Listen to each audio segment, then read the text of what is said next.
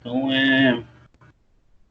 como eu havia comentado, vou mostrar aí para vocês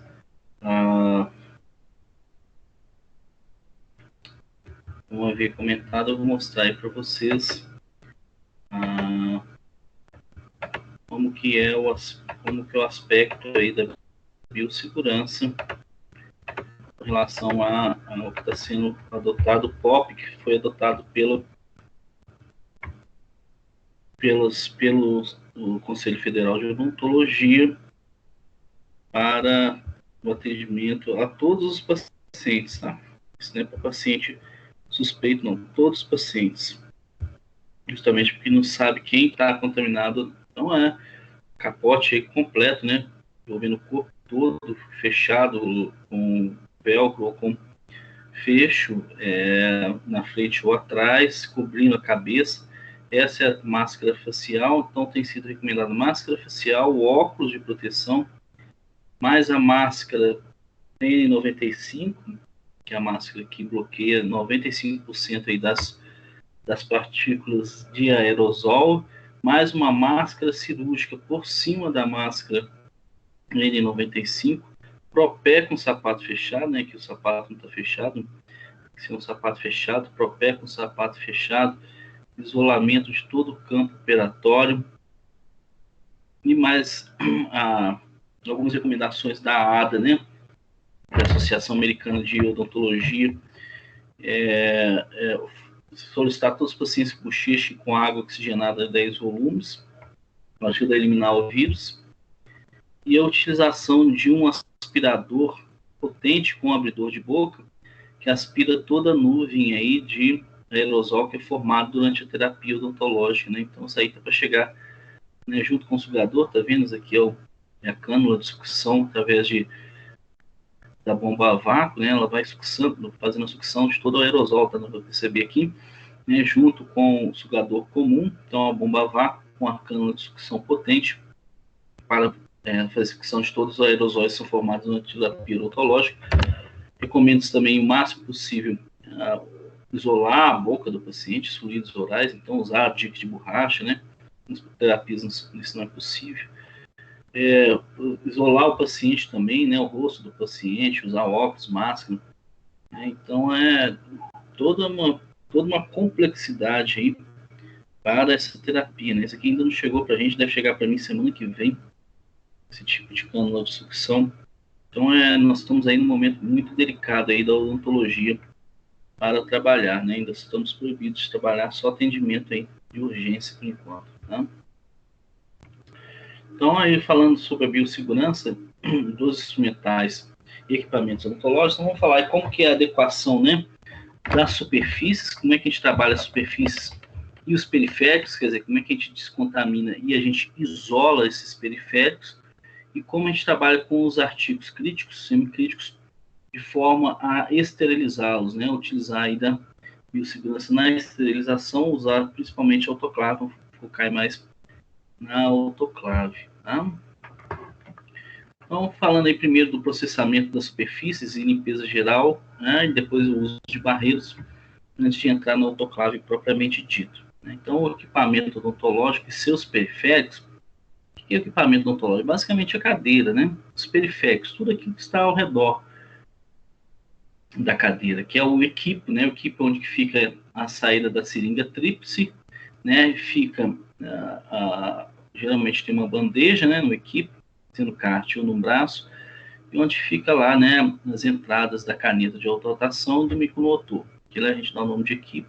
Outros periféricos aí, fotopolimizador, jato de bicarbonato, câmara intraoral, scanner intraoral, laser, né? Então, todos esses estão aí rodeando aí a cadeira odontológicos, né?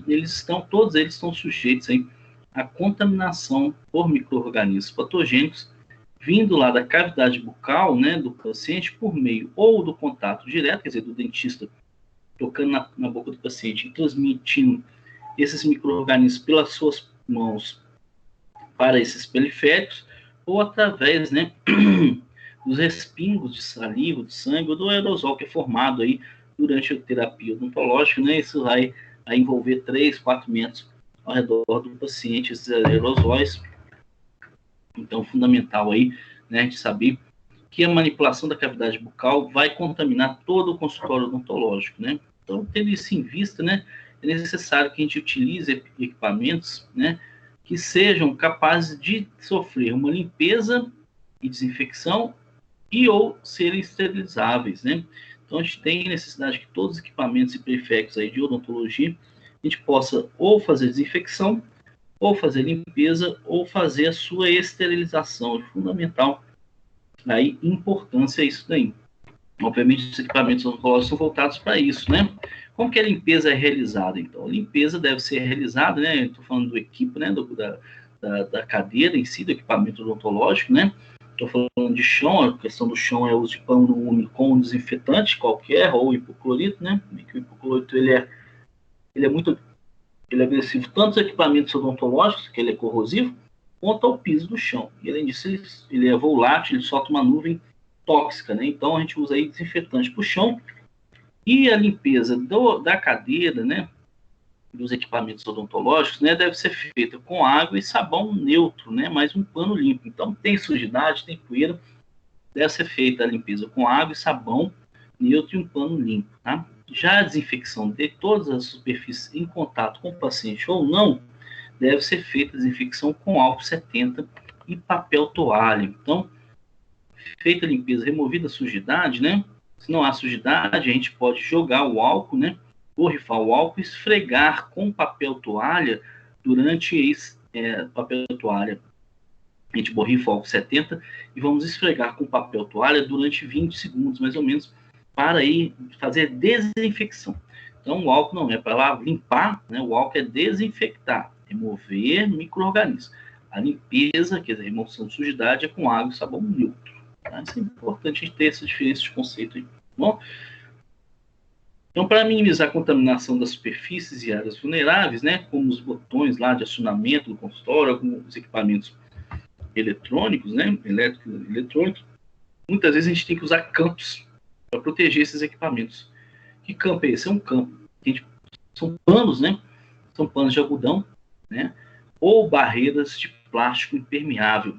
Tá? Então, a gente protege as diversas partes da cadeira e do equipo e dos periféricos, ou com algodão, pano de algodão, ou com TNT, que é o SMS, que é o que? Tecido, não tecido, tá? TNT, ou com barreiras de plástico impermeável, que é o quê? Que é o saquinho de chup-chup e o filme de PVC. Então, todas essas regiões, né, para evitar entrar em contato com água, etc. e tal, e para também servir uma forma de barreira, e vai o nome importante, barreira, tá?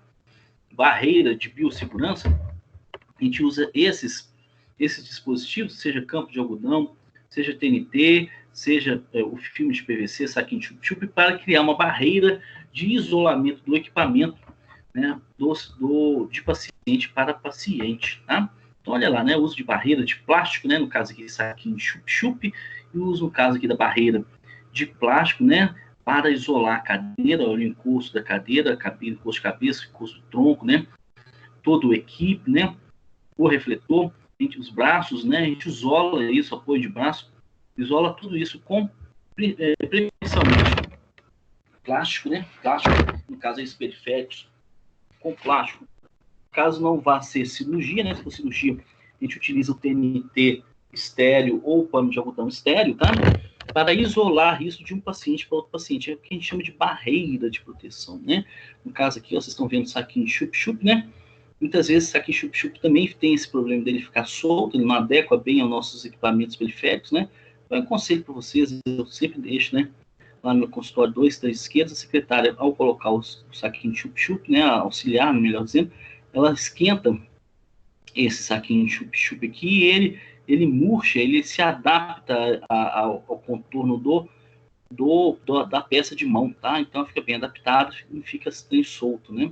Ou então faz um pequeno furo e coloca aí, protegido numa fita de autoclave, né? Uma fita crepe de autoclave, é mais firme para segurar esse plástico em posição. Tá? Já o filme de PVC, ele se adapta melhor aí aos equipamentos, tá? Vou evitar nas peças de mão, porque ele é mais difícil de tirar. Então, a utilização de campo de algodão estéreo, pessoal, deve ser realizada, né, não só nas mesas auxiliares, como no paciente, como nas mangueiras, né, nos equipamentos aí auxiliares, no alça do refletor, tudo isso deve ser levado em consideração, tá? Que a utilização do campo estéreo, ela deve ser realizada, né, seja de algodão, seja de TNT, para todos os procedimentos que forem envolver cirurgia, né? Então, para cirurgia, a gente utiliza aí esses materiais que já são estéreis, né? Já se for um atendimento eletivo, um atendimento procedimento comum, nós vamos usar lá, né, as barreiras, né? As barreiras plásticas de saquinho de chup-chup ou de filme de PVC, ok? É interessante também levar em consideração que as partes que podem ser esterilizáveis, elas devem ser esterilizadas. Então, por exemplo, caneta de autorrotação, né, capa do ultrassom, contra-ângulo, todos esses que vão estar envolvidos com procedimentos cirúrgicos, tá? Cirúrgicos, eles devem ser autoclavados, ok? Por quê? Obviamente, né, para aí a gente trabalhar com material estéreo, né? E também, ó, além disso, né, a utilização lá das capas, né, de TNT ou de algodão estéreis também para proteção aí desses periféricos, tá bom? As barreiras físicas lá de tecido e plástico impermeáveis devem ser trocadas a cada paciente. Então, de paciente a paciente, deve ser tudo trocado. Então, olha só, a gente encapa a seringa, encapa o equipo, encapa o refletor, encapa os sugadores, encapa a seringa, né, encapa o encosto de tronco, encosto de cabeça, usa a capa plástica ou de canudinho de refrigerante ou a capa plástica específica para a seringa tríplice. Tudo isso aqui é para um paciente, tá? Obviamente, ao paciente, ao sair, eu devo remover tudo isso aqui. Se tiver sujidade, eu devo lavar com água e sabão. Se não tiver sujidade, eu devo fazer uma descontaminação com álcool 70. Depois aplicar uma nova barreira de proteção e nova desinfecção, tá? Não é trabalhoso, é um processo rápido, tá? Que depende muito de você se organizar, tá? Em 5 minutos é feito tudo isso aí que vocês viram aí, às vezes até menos, incluindo inclusive a desinfecção, tá? O uso da água dos equipamentos também é outro fator importante, né? Nós utilizamos água destilada para aquele refil de PET, de garrafa PET que existe nas cadeiras odontológicas, né? Então, a água vem daqueles refis de garrafa PET, deve ser uma água destilada, tá? Por que uma água destilada? Porque é uma água livre de contaminantes, seja de contaminantes iônicos, né, de íon, seja de bacteriano, tá? Não se usa água de torneira, não se usa água de filtro, não se usa água mineral, até para preservar também a parte interna do seu equipamento, tá? Então, é utilizada a água destilada, e hoje existem destiladores de consultório que são relativamente baratos, tá? Que fabricam água destilada aí rapidamente para vocês usarem nos seus consultórios. Isso é importante também relatar que essa água, né, caso não use ela toda durante o dia, ela deve ser ao final do expediente descartada, né? Você tira lá, né, o garrafa PET, joga essa água fora, né, deixa ela seca, sem nada, e no outro dia, no próximo expediente, aí você completa com água novamente, essa garrafa PET, aciona a seringa a seringa tríplice com água durante 15, 20 segundos para lavar toda a parte interna do sistema, e aí você pode usar novamente, tá? Hoje em dia, as peças de mão, quer dizer, caneta de alta rotação, contra-ângulo, né, e o próprio equipo também vem com um sistema anti-refluxo, quer dizer, não puxa, né, os aerosóis que são formados aí durante o tratamento odontológico. Esses canetas de alta rotação, a seringa tríplice, quando você para de acioná-los, né, eles não trazem para dentro do equipamento, para dentro da caneta, para dentro da seringa tríplice, aquele fluxo de água ou de névoa ou de gotículas que saíram da boca do paciente, não traz para dentro do equipo, porque existe um sistema de refluxo. Isso é muito importante para evitar uma contaminação retrógrada, né? Então, o ideal seria que a gente esterilizasse todas as nossas peças de mão de paciente para paciente, mas a gente sabe que isso é inviável na sistemática comum de atendimento ambulatorial. Então, para evitar isso, né, o que a gente faz? A gente descontamina nossas peças de mão bem descontaminado, fazemos uma barreira bem eficiente para que a gente possa usar entre um paciente e o outro, né? Agora, nada nos impede que a gente possa esterilizar todo esse equipamento, tá? Obviamente, né? Aí você teria que ter diversas canetas de alta rotação, diversas seringas tríplices para você esterilizar para cada paciente, tá? Para evitar isso, a gente só faz esse processo, né, no caso de cirurgia, ok, pessoal? No caso de cirurgia, tá? Então, perdão. Então, esse sistema de refluxo é muito importante, né? Muitas vezes a cabeça da caneta e do contângulo, elas também vêm, blindadas, o que evita a entrada aí, né, de líquidos da cavidade bucal dentro do sistema, tá? Outra forma de vocês descontaminar esse sistema de água, né, é o uso de hipoclorito de sódio, tá, a 1%, lá naquela garrafinha PET que eu falei para vocês de alimentação, essa garrafinha aqui, ó. Geralmente ficando na parte lateral da cadeira ou abaixo do equipe, tá? Algumas equipes têm 2 garrafinhas, uma para limpeza e a outra para água normal, mas a maioria das cadeiras vem uma garrafinha só. Então, vocês pegam essa garrafa PET, né? Coloca lá hipoclorito a 1%, né? E deixa correr aí, né? No começo pelo menos no início do seu dia, do seu expediente, deixa lá correr durante mais ou menos uns 30, 40 segundos, tá? Essa água.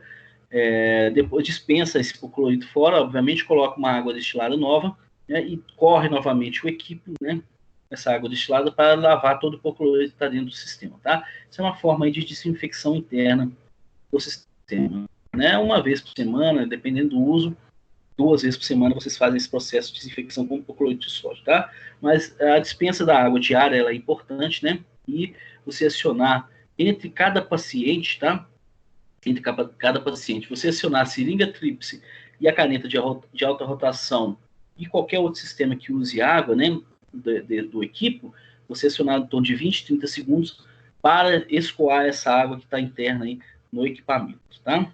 Então, isso é de paciente para paciente, ok? Então, aí está a garrafinha PET, né, vocês trocarem, geralmente o dentista que troca, né, vocês vão ver isso lá na clínica, pelo menos são os dentistas que trocam, né? Dificilmente os ACDs trocam isso aí, tá? Então fica a seu cargo, a não ser no seu consultório, é a ACD que vai trocar, ok? Então, dando continuidade aí à parte de desinfecção, então nós vimos aí como é feitas as barreiras, né? Que são fundamentais, barreiras devem ser trocadas de paciente para paciente, isso é importante. Nós vimos como lidar com a água do sistema lá a água do sistema que alimenta as peças de mão e a seringa tríplice.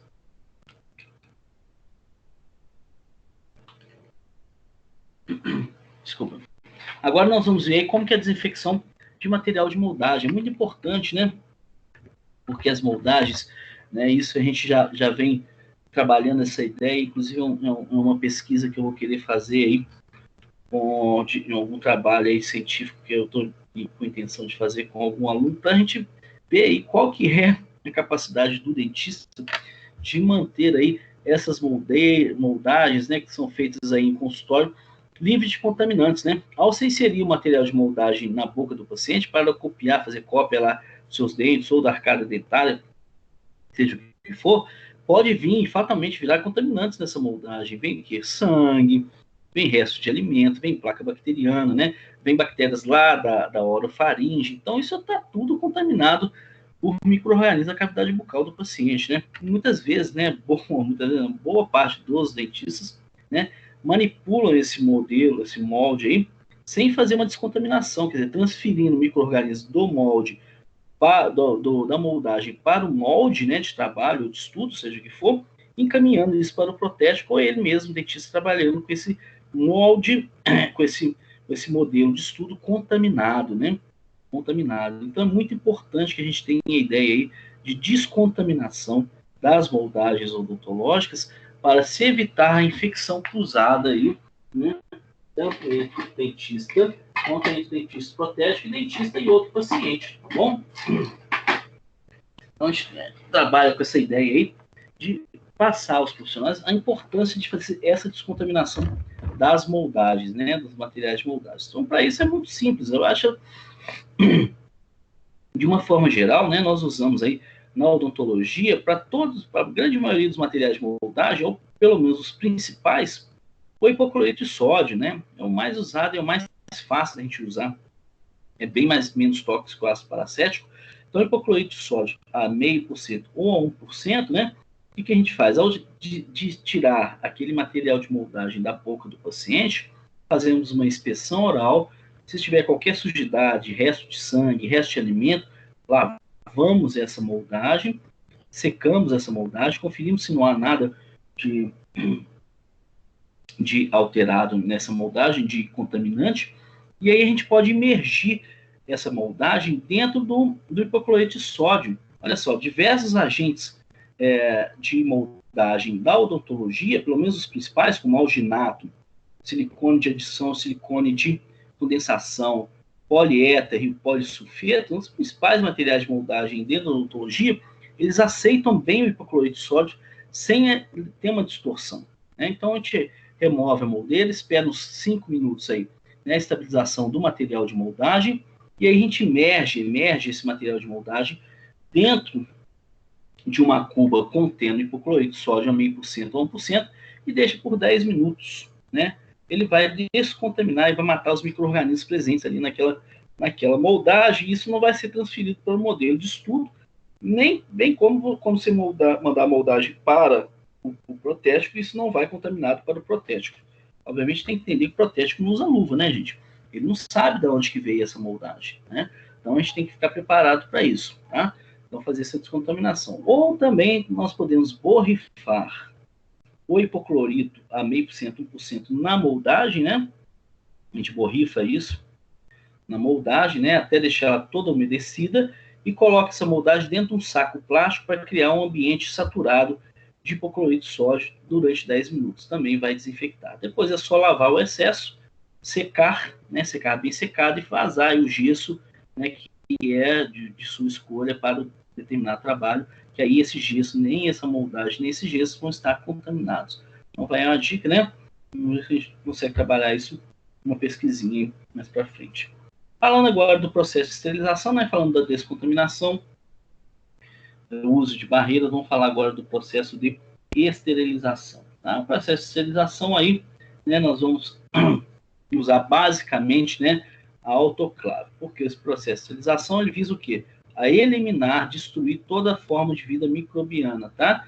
Isso é feito de forma física, né? No nosso caso com a autoclave, ou de forma química através do uso do ácido paracético, né? Nós vamos focar aí realmente no uso da autoclave, né?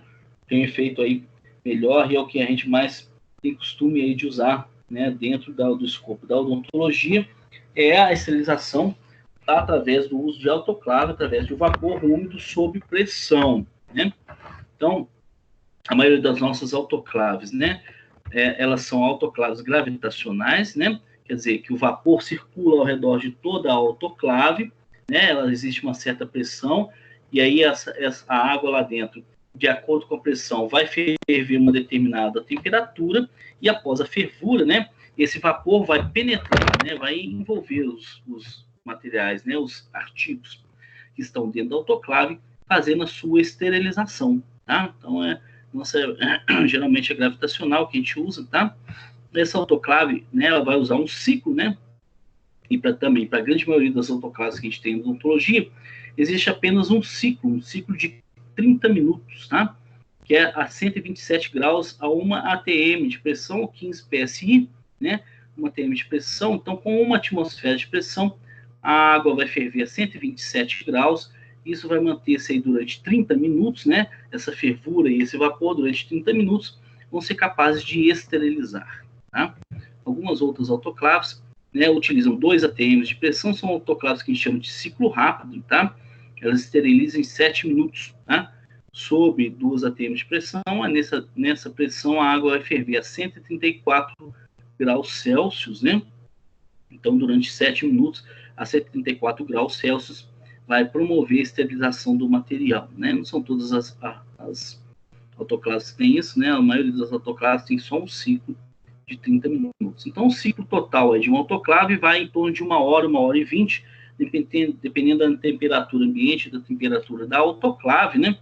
Então, em torno desse 1 hora e 20, tem a parte de aquecimento, a parte de esterilização e a parte de secagem do instrumental, dos artigos que estão dentro da autoclave. É muito importante vocês entenderem que a autoclave, ela deve estar com o preenchimento dela bem distribuído, né? Não pode encher demais a autoclave e os materiais devem estar dispersados, né? Os instrumentais devem estar dispersados dentro da autoclave para que o vapor possa penetrar em todos os artigos, tá ok? Então, existe aí um processo do material para esterilização. É importante vocês entenderem esse processo, porque vocês mesmos farão isso lá na clínica, né? Todo o processo, né? Todo o fluxo de esterilização, excetuando a esterilização e o armazenamento e o monitoramento, todo esse processo daqui para cima, quem vai fazer serão vocês lá na clínica. Então, vocês já tomam aí conhecimento disso, tá? E é fundamental que o processo tenha um fluxo adequado, né? Obviamente vai ter lá o fluxo para vocês, né? Mas é bom vocês já ir decorando de como que é feito esse processo, ok? Então, após o uso lá do instrumental, do artigo no paciente, né? Vocês vão colocar esse artigo, esse material dentro de uma caixa, né? Aquelas caixas, tipo caixa de carne, né? Tipo caixa de carne, que existe para acondicionamento de carne, né? Tipo de açougue. E ali dentro vocês vão encaminhar o material para o expurgo, que a gente chama, né? Que é a área onde que faz a limpeza do material, ok? Lá dentro do expurgo, né? Ou antes mesmo, vocês podem deixar esse material sob descontaminação com algum desinfetante, né? Então, usa aí um pinho-sol, né? Algum desinfetante diluído para desinfectar o material. Hipoclorito não, porque o hipoclorito estraga o seu instrumental, mas usa aí um desinfectante já para começar a desinfecção, matar já boa parte dos germes que estão lá no seu material. Depois nós vamos passar por uma cuba de ultrassom, tá? Esse não é obrigatório, ok? A cuba de ultrassom também não é obrigatória, mas é interessante vocês usarem esses dois momentos, tá? Na cuba de ultrassom, essa cuba de ultrassom ela não serve para matar micro-organismos, ela serve para remover, né, sujidades que estão no seu instrumental agarradas, como coágulo de sangue, resto de cimento. Então, através da vibração do ultrassom, vai ser deslocado o cimento e, através do detergente enzimático que a gente usa na cuba de ultrassom, vai digerir lá aquelas proteínas, né, que ficam aderidas ao seu instrumental. É um auxílio, né, a desinfecção e o uso do ultrassom é um auxílio à sua limpeza, à sua lavagem mecânica, que essa sim é obrigatória, tá? A lavagem mecânica é feita aí com a escovinha, que a gente chama de escova de unha, né? Uma escovinha de unha, tá ok? Com água e sabão ou detergente, tá ok? Para que possa fazer de forma mecânica, esfregar o seu material, seu instrumental, para fazer a limpeza dele, tá? Essa limpeza mecânica aí, ela pode ser auxiliada com uma escova de dente, para algumas regiões mais difíceis de acessar com a escovinha lá de unha, e também com escova de broca, né? Tem uma escovinha de broca que a gente compra no dental, para facilitar aí, né? Uma escova de broca, escova de metal, para lavar, limpar, né? As brocas da gente. Feita a limpeza, né? Feito o enxágue, e a inspeção visual também são fundamentais. O enxágue e a inspeção visual. Se tiver alguma sujidade, o material volta para a limpeza mecânica. Se não tiver nenhuma sujidade, ele vai para a secagem, né? Aí você pode secar, né? Com um pano limpo ou deixar secando em ambiente, tá? Ou secar com papel toalha. E após a secagem do instrumental, não pode ser com ele molhado, porque ele molhado pode alterar lá, né, as características do empacotamento. Então, com o material seco, nós vamos empacotá-lo para prepará-lo para a esterilização. O empacotamento, eu vou falar no próximo slide. Vocês verão aí, assim, seu próximo slide, os outros dois. Como vocês verão como que é procedido o empacotamento. Existem diversos materiais para fazer esse empacotamento, tá ok? Mas é importante vocês saberem que no empacotamento eu devo rotular esse instrumental. Eu devo colocar a data nele, né? Coloco uma fita zebrada lá. A gente tem ideia que ele passou pelo processo de esterilização. A fita muda de cor, mostra que ele passou pelo processo de esterilização, para diferenciar pelo instrumental que não passou. Então, eu coloco lá na fita zebrada a data da esterilização, né, do processamento desse material, e qual material que está ali dentro daquele empacotamento. Ok? Isso é fundamental a gente rotular esse material. Então, feito isso, está o material empacotado, está devidamente adequado, rotulado, ele vai para a esterilização em autoclave. Vai passar pelo ciclo de esterilização lá, de secagem, etc. E tal. Após secagem do instrumental, esse instrumental vai ser armazenado. Né? Aí o armazenamento também é fundamental, porque existem algumas características do armazenamento. Ele não pode ser próximo do chão, ele tem que ser protegido do meio ambiente, de fatores externos, então ele deve estar numa caixa, ou engavetado, ou dentro de um armário protegido, tá? E ele tem um tempo aí de armazenamento que vai em torno aí de 1, 2 semanas a um mês, aí, dependendo da forma que vocês forem empacotar o seu material, tá? Mas tem um tempo aí limite de empacotamento, tá? Obviamente, se esse instrumental ficar exposto ao meio externo, essa esterilização foi perdida, esse material tem que ser novamente reprocessado, tá? Também é realizado pelo cirurgião dentista o monitoramento da esterilização. Então, a gente tem monitoramento aí biológico, né? Vocês vão ver lá que existe o kit de microestufa, de incubadora, de uma microincubadora, junto lá com os esporos, né? Com os esporos de bactérias, para a gente testar a eficácia da esterilização. Então, é um monitoramento biológico feito de 15 dias, né? Aproximadamente, de semana a semana, e o monitoramento químico que é feito aí através, né, de fitas ou através do grau cirúrgico, tá? Então, tá aí, né, tá todo aí o fluxo, né, de utilização o fluxo da esterilização, mas vocês vão ter lá na clínica esse fluxo, tá? Mas já podem ir já decorando, ok? Quais os materiais são utilizados, então, para empacotamento, para embalar os instrumentais, né? Então, tem diversos materiais aí que são permitidos aí pela vigilância sanitária, entre eles, né, o grau cirúrgico é o mais conhecido e o mais utilizado, o mais prático, e no frigir dos ovos, o mais barato, tá? É o melhor material que nós temos atualmente, é o grau cirúrgico, vou mostrar para vocês daqui a pouquinho. Temos também o SMS ou TNT, que é o tecido não tecido, tá? Uma gramatura mais grossa, uma gramatura de 20, 30, uma gramatura de 30, 40, 50 aí, a gramatura para a gente utilizar para a esterilização. O papel crepado, né, já tem um bom tempo que eu não vejo mais. E o algodão cru, né, algodão 100% sarja, tá, que também pode ser utilizado para embalar caixa ou campo cirúrgico, né? Então pode se utilizar também o algodão cru, ok? Cada qual com a definição. Os mais conhecidos é o grau cirúrgico, TNT e algodão cru, tá? O TNT e o algodão cru, eles devem ser usados dobrados em dois, né? Com uma dupla camada, tanto do TNT quanto do algodão cru, para promover um isolamento adequado aí do seu instrumental do meio externo, tá? A gente vai ver daqui a pouquinho como é feito esse empacotamento aí, né? Então tá aqui o grau cirúrgico, né? Na verdade, o grau cirúrgico é aí o mais conhecido aí por nós hoje em dia, né? O grau cirúrgico utilizado junto com uma seladora plástica, tá? É um equipamento que faz um aquecimento para selar esse plástico transparente de poliamida, né? Então, que existe no grau cirúrgico. Então, o grau cirúrgico, né? Ele é o mais indicado por diversos fatores. Ele tem um controle químico aqui de que o instrumental passou pelo processo. Ele é transparente nesse plástico de polamida, ele é transparente, permitindo a visualização do instrumento. Ele, do outro lado, tem um filtro de papel, que ele é permeável para o vapor, né?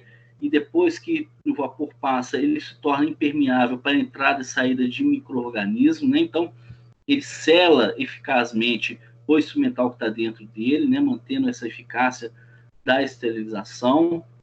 Ele é prático de usar, rápido de usar, tá ok? Então, o grau cirúrgico é o que a gente mais utiliza aí, tanto para embalar instrumental, quanto para embalar caixa de instrumental, quanto embalar aí, né, os campos que nós vamos usar nos nossos pacientes. Se tiver esse tamanho de grau cirúrgico, né, vocês vão ter lá na clínica, vocês verão. Como que é o processo, né? Eu vejo o tamanho do instrumental, corto aí uma sobra do grau cirúrgico, né? Corto com a tesoura, uma sobra do grau cirúrgico, introduzo no instrumental lá dentro, e faço o selamento, tanto de um lado quanto do outro, né, antes de encaminhar ele para a autoclave. O selamento é feito com a a seladora térmica, né, garantindo aí, né, um ambiente interno totalmente isolado do ambiente externo após a esterilização, ok? Então aí é a utilização do grau cirúrgico que é mais utilizado. Pode também envolver fazer empacotamento tanto com algodão cru, né, de campo ou de caixa cirúrgica, ou utilização aí do TNT, que é o tecido não tecido aí também para embrulhar campo e caixa cirúrgica, né? Então vou mostrar agora um vídeo para vocês rapidinho da Christofle. Não é uma propaganda da Christofle, é apenas um vídeo que é bem assim, ele é bem claro, bem educativo, bem didático a respeito de como é o processamento do material odontológico aí, né, para a esterilização. Ok? Então vamos ver o videozinho aí.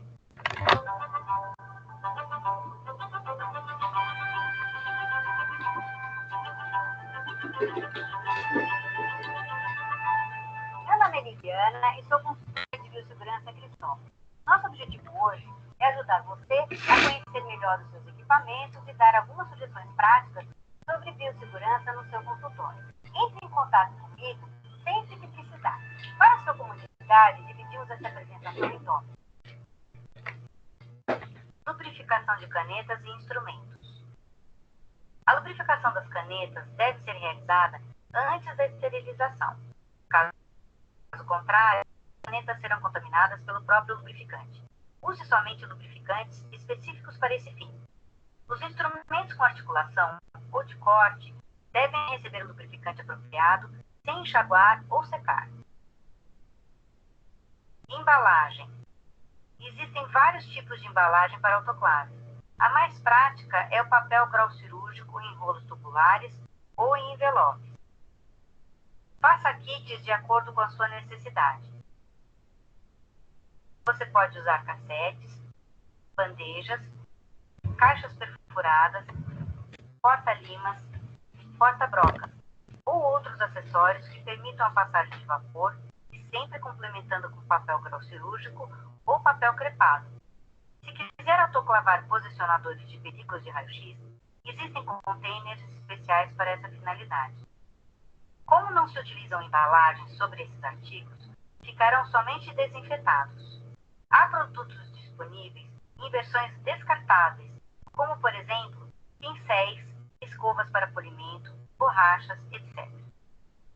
13. Uso de seladora. Se você optar por embalagens de papel grau cirúrgico tubulares, você deverá utilizar uma seladora. Selecione a largura do rolo de acordo com a necessidade. Os rolos de papel grau cirúrgico Christofle estão disponíveis em várias larguras: 7,5, 10, 15, 20, 25 e 30 centímetros.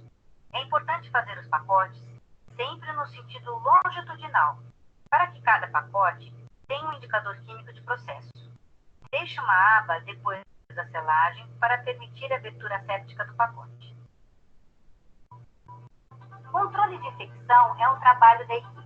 A Christofle está ao seu lado para garantir a segurança de sua pesquisa e seu paciente merece.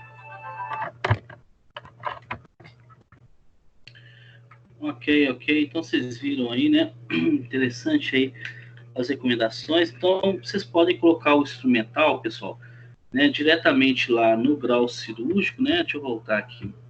Então vocês podem colocar o instrumental diretamente no grau cirúrgico, ou dentro de caixa de metal, caixa cirúrgica, ou dentro de bandejas, perfuradas, ou dentro de cassetes de plástico. Então, todos esses pode ser adequado de todas essas formas, lembrando que os cassetes, as bandejas, né, a caixa de cirúrgica devem ser perfurados para que o instrumental, para que o vapor possa circular dentro da caixa, ok? É fundamental, a importância que ele seja perfurado. E outro detalhe é que a caixa não esteja entulhada, lotada de instrumentais, porque senão o vapor ele não vai atingir todas as superfícies, né? Então tem que ter um limite aí, tanto dentro do autoclave, quanto dentro das caixas aí, ou cassetes, caso vocês queiram utilizar, né? É importante ressaltar que quando você utilizar apenas o instrumental dentro aqui do grau cirúrgico, né, você deve lembrar que a maioria dos instrumentais em odontologia são pérfuro cortantes. Pelo fato de ele ser pérfuro cortante, né, pessoal, eles podem rasgar esse grau cirúrgico, tanto pelo plástico de poliamida, quanto lá pela parte de papel, lá do filtro de papel que existe lá do outro lado. Então é importante vocês terem essa ideia. Se rasgar, obviamente, vocês perderam o processo de esterilização, tem que ser reprocessado todo esse material. Para evitar isso, eu aconselho vocês a proteger a ponta de seus instrumentais com um pedacinho de algodão, tá? Aí esse pedacinho de algodão vai evitar que o seu instrumental perfure o seu grau cirúrgico, ou acondicioná-los em caixas e bandejas, tudo bem? E cassetes, tá? Ficou aí bem explicado isso aí para vocês? Espero que sim. Então, dito isso, né, vamos para o empacotamento aí, né, pessoal? Utilizando pano de algodão cru ou TNT, só lembrando que o pano, se for pano de algodão cru ou TNT, tem que ser duplo, né, dobrado de forma dupla, né, tem que ter 2 camadas, tá? E geralmente a gente faz esse quadrado, né, com algodão, já compra isso pronto, né, tem algumas lojas já vendem já esse pano já pronto, já cortado, e o TNT também, tá? A gente coloca ele na forma de quadrado, com o instrumental direcionado para os vértices desse quadrado, né? Porque a gente possa dobrar em cima dele, né? Então a gente faz uma dobra de cada lado, tá ok? Até fechar, até abraçar todo o material pelo campo, né? É tipo um envelope que a gente chama. Então eu faço uma primeira dobra e deixo uma lingueta para fora, né? No sentido do comprimento da largura da caixa, da bandeja. Depois faço uma segunda dobra de um lado e uma terceira dobra do outro, sempre deixando uma aba para que possa se puxar isso de lado e não tocar com as mãos aqui de baixo, tá?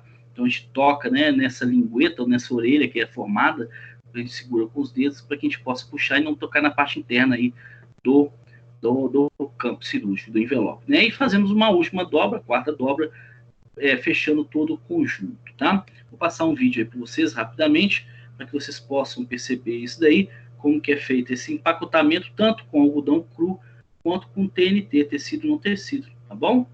Deixa eu voltar aqui.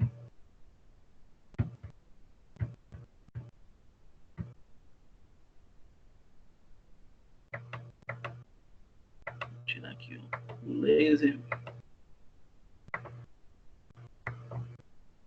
Vou adiantar aqui o processo, pessoal, que é para vocês verem.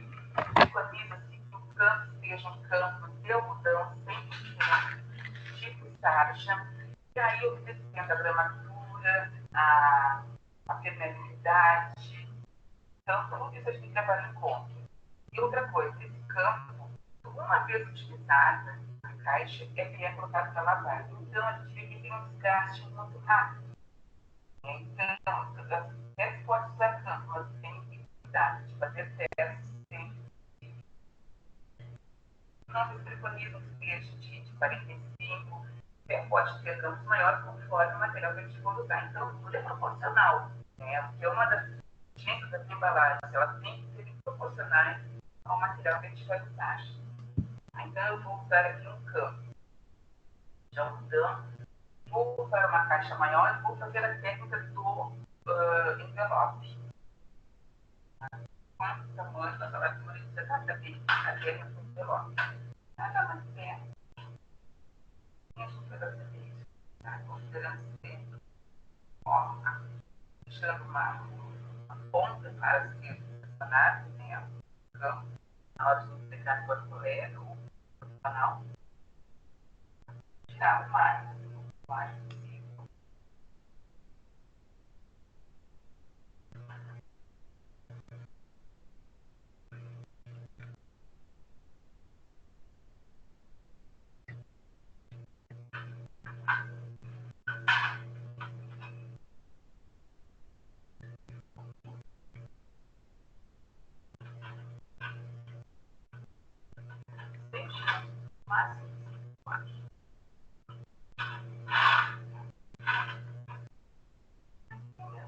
Vai voltar na fita de autoclave, uma etiqueta abaixo, como uma data,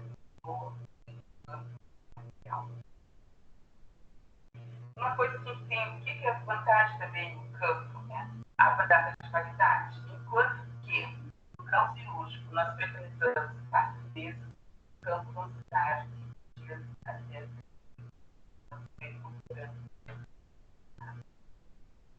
coisa assim, o campo também deve ser isolado sempre.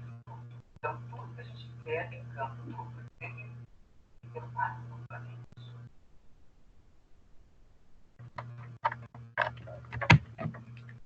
Ok, pessoal, deu para vocês verem aí, interessante alguns dados aí. Vai lembrar para vocês que esse empacotamento ele é fechado, né, ele é lacrado com fita zebrada, né, com aquela fita crepe zebrada.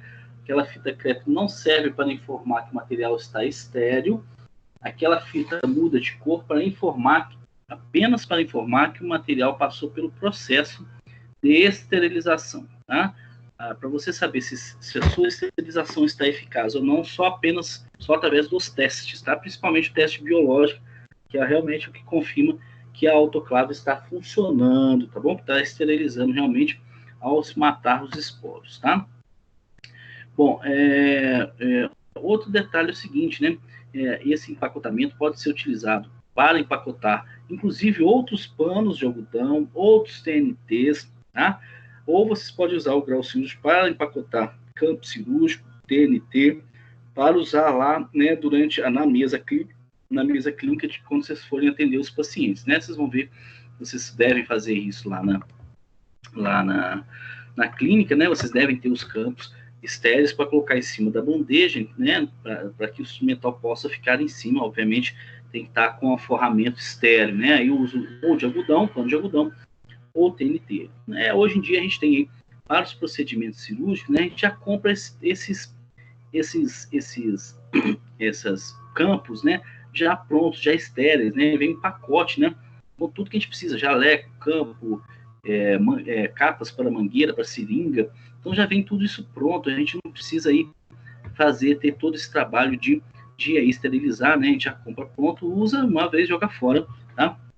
Existem alguns jalecos de TNT com uma gramatura mais grossa, de 50, mais ou menos, que podem ser reutilizados. Mas a gente aconselha usar aí sempre, para você não ter que ficar lavando isso, né?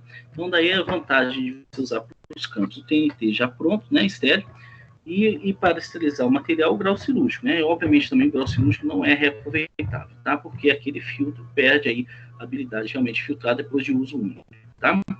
Não usou uma vez, tem que jogar fora o grau cirúrgico, mas mesmo assim ele sai um preço bem condizente, um preço que é barato, tá? Dito isso, pessoal, então a gente vai finalizar aí mais 2 temas para vocês essa aula. O primeiro tema é o tema relacionado como que vai ser o gerenciamento aí, né, dos resíduos biológicos, quer dizer, como é que eu vou dispor, né, o descarte desses resíduos que são formados no consultório, quer dizer, obviamente ao atender o paciente, né, vão sobrar resíduos de manipulação desse paciente com ou sem sangue, e a gente deve ter um descarte aí, né, um descarte adequado para esses resíduos, tanto os resíduos, né, com contaminantes biológicos, quanto também os químicos, bem como, né, os metais ou os artigos que são perfluorocortantes. Então, tem que ter uma destinação específica, nós vamos ver agora, né, e depois a gente vai ver aí também como atuar no caso de um acidente aí, né, com um acidente perfluorocortante com algum contaminante biológico, como que vocês devem proceder, tá? Então, como que é o gerenciamento aí dos resíduos biológicos, né? O gerenciamento dos resíduos biológicos é feito em recipiente, né, e material, né, os recipientes, materiais resultantes aí da assistência da saúde odontológica, né, do nosso trabalho, né, eles devem aí, né, seguir uma forma adequada de despojamento disso, né, de gerenciamento, né, para o lixo.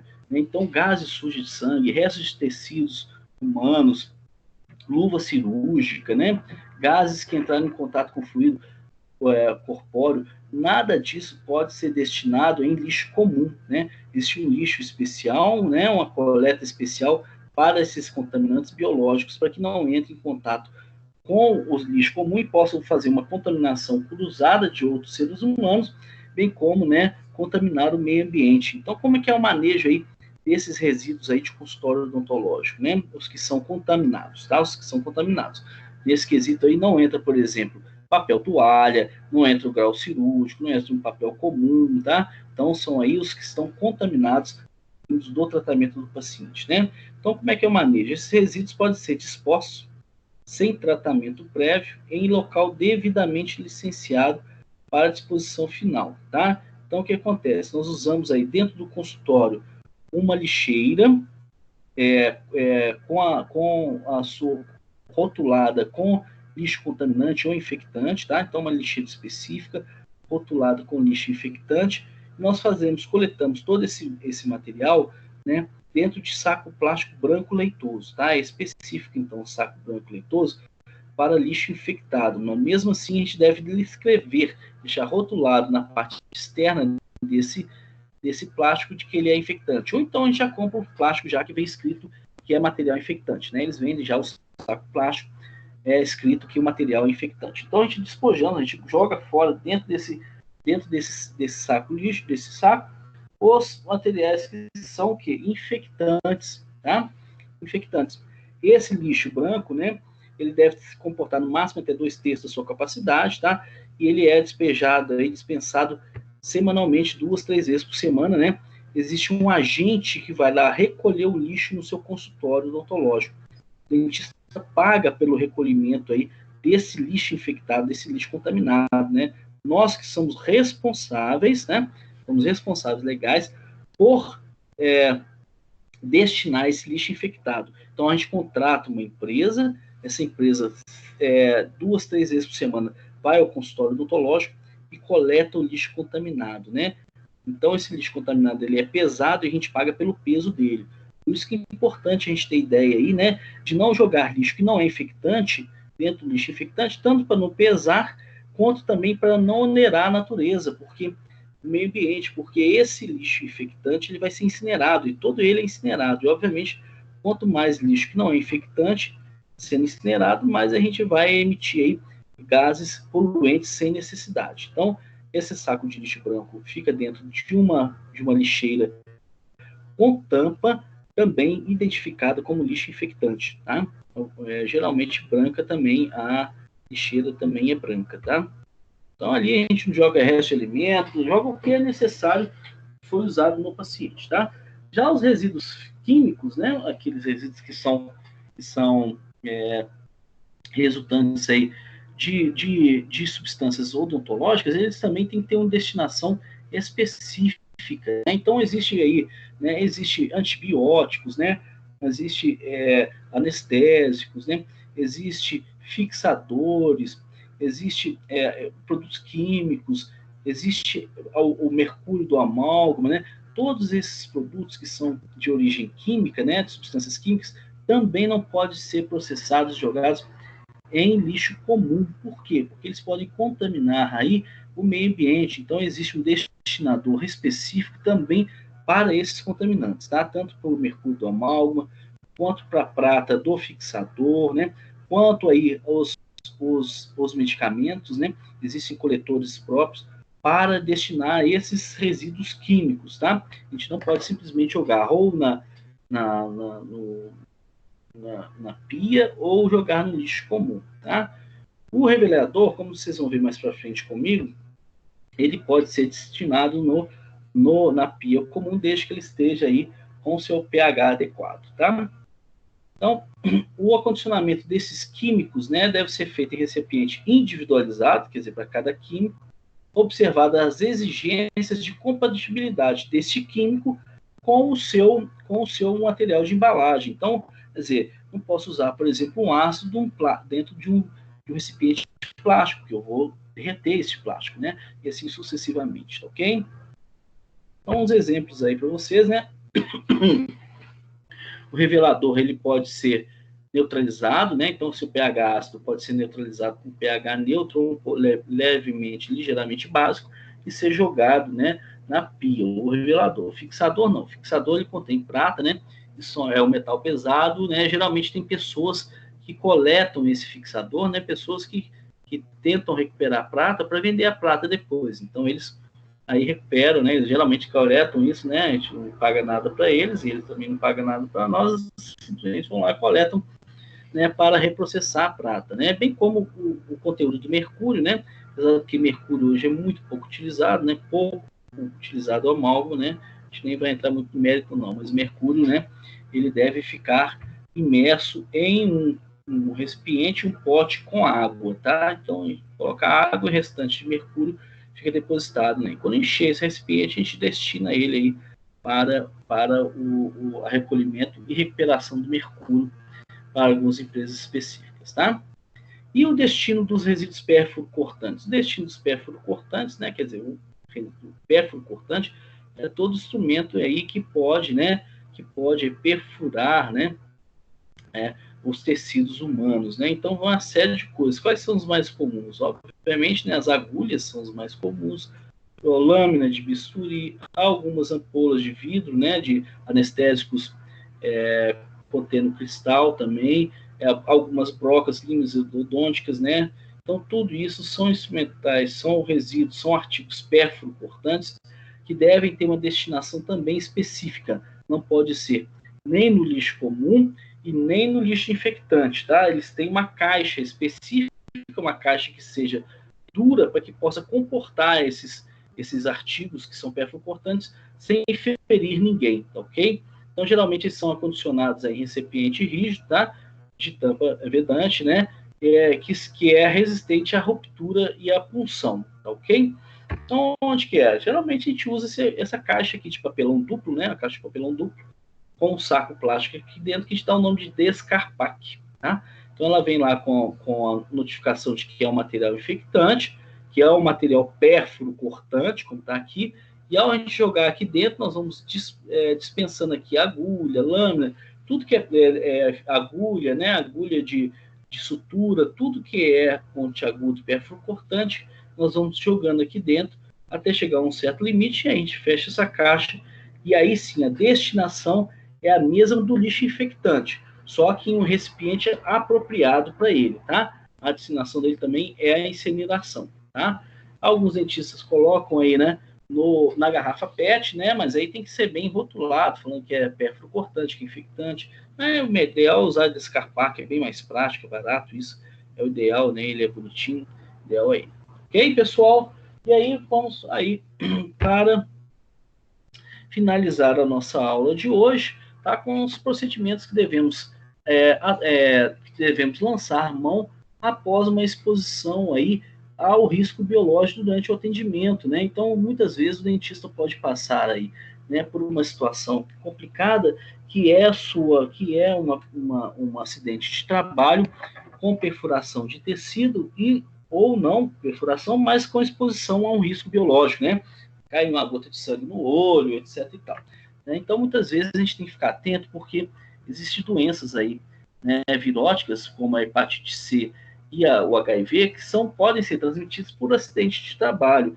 Então, qual que é a devida ação que eu devo tomar, né? Então, a gente deve implementar algumas atitudes, dentre elas, né, obviamente, a biossegurança, para evitar que isso ocorra, mas caso ocorra, né, a primeira coisa que a gente tem que pensar é que nós temos um tempo para trabalhar, né, com medicação para evitar a infecção por esses vírus, né? Então, eu tenho cerca de 2 horas aí para procurar um serviço de saúde, né, uma unidade básica de saúde ou um atendimento particular, para que, primeira coisa, vocês possam aí fazer o teste, né, exames rápidos para HIV e para hepatite, tanto no paciente quanto em você. Mas é importante também que vocês tenham em mãos a ficha clínica do paciente para ver se ele tem aí, né, se esse paciente tem algum fator de risco para essas doenças sexualmente transmissíveis, ou seja, né, sexo sem proteção, uso de agulha, uso de drogas injetáveis, se fez tatuagem recentemente. Então, tudo isso é importante que a gente tem em mãos para levar junto conosco lá na unidade de atendimento aí para risco, né, para centro de referência para acidente ocupacional ou para unidade de atenção básica, né, da sua região, ou aí para uma assistência particular, né? É importante, né? O problema de tudo isso é que o paciente tem que ir com você, né? Esse que é o grande detalhe, esse que é o mais complicado, porque o paciente tem que fazer o teste, obviamente, para ver se ele tem a doença, tá? E muitas das vezes o paciente não admite ir, tá? Então, qual que é a atitude de tomar? Então, se você ficar atento, né? Você tem um certo tempo limite, porque alguns vírus são altamente infectantes, né? Então eles têm uma patogenicidade muito rápida, tá ok? Eles causam doença de forma muito rápida, como o HIV, né? A transmissibilidade do HIV é muito baixa, muito pequena, tá? Mas a patogenicidade dele é alta, ele caiu na corrente sanguínea, a capacidade de causar doença é enorme, né? Então, por isso que tem que ter uma atitude rápida aí. Então, lavar a região bastante com água e sabão, utilizar um antisséptico alcoólico, né? Um álcool 70, tá? E aí procurar o centro de referência aí para acidentes, tá? Acidentes. Obviamente, você levar o paciente junto com a sua ficha clínica, tá? E fazer o teste, né? Fazer o teste, aí os testes rápidos com relação a algumas doenças específicas, tá? Feito isso, né? Caso haja necessidade, aí você vai tomar as medicações recomendadas, antirretroviral, né? Mas mesmo assim ainda corre o risco aí de desenvolver a doença, tá?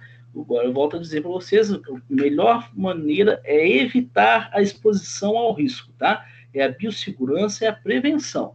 Uma vez exposto, é chato para você ir com o paciente para um centro e obrigá-lo a fazer exame de AIDS, exame de HIV, exame de hepatite, etc e tal.